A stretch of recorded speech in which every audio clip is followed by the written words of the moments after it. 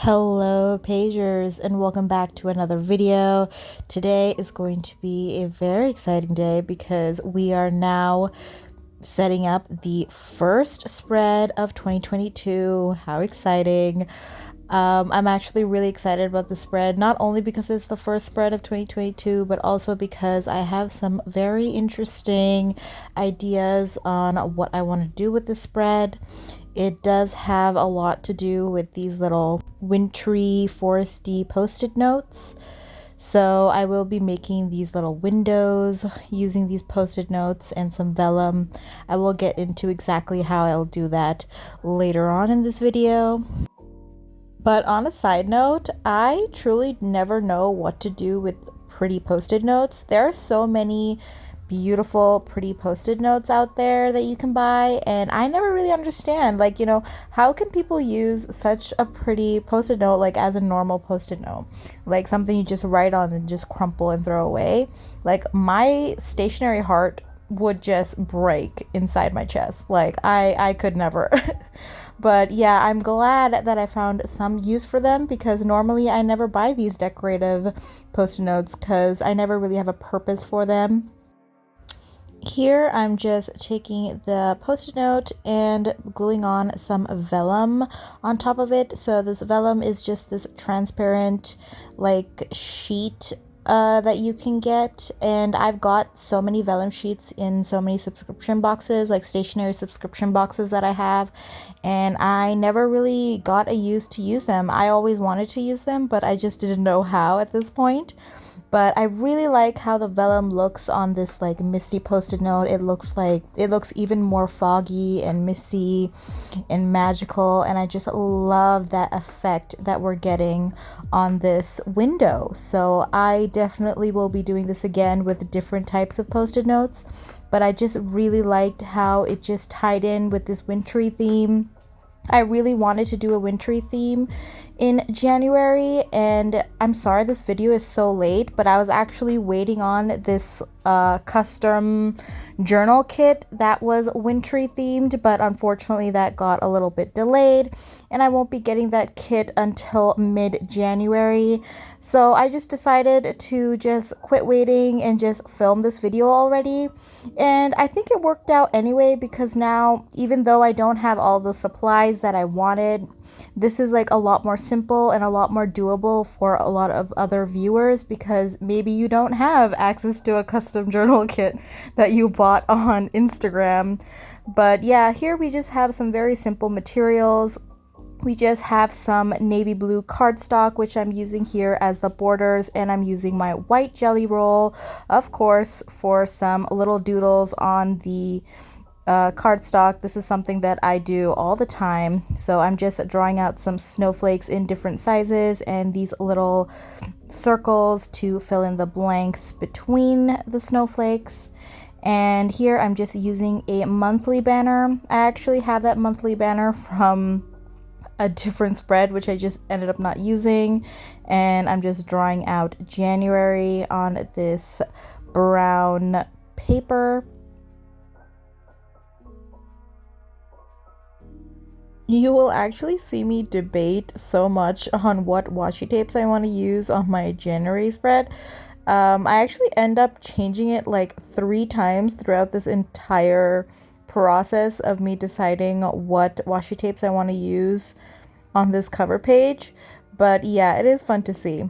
So first I'm just going to glue down these windows, and it was hard to glue down because there were so many elements and my glue isn't the strongest, but it got there at some point.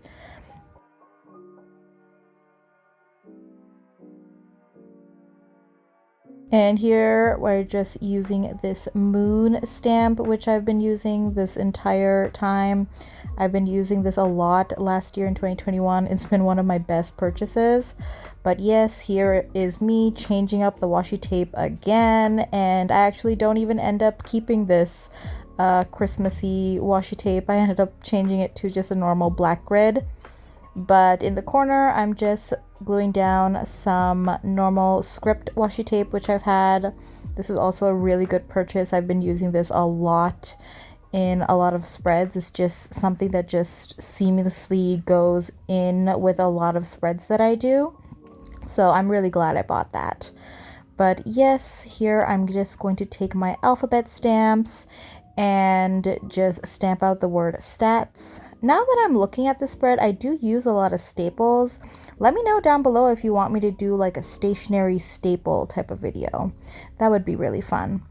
But yes, here I'm just gluing down some pine cone branch thing in the corner just to fill things up. And of course I did change the washi tape to this black grid, and that is how it's going to stay. It won't be changing again. But here we have our next spread. So with those spreads done, we'll be going on to our next spread, which is going to be the Romance Takeover Readathon spread.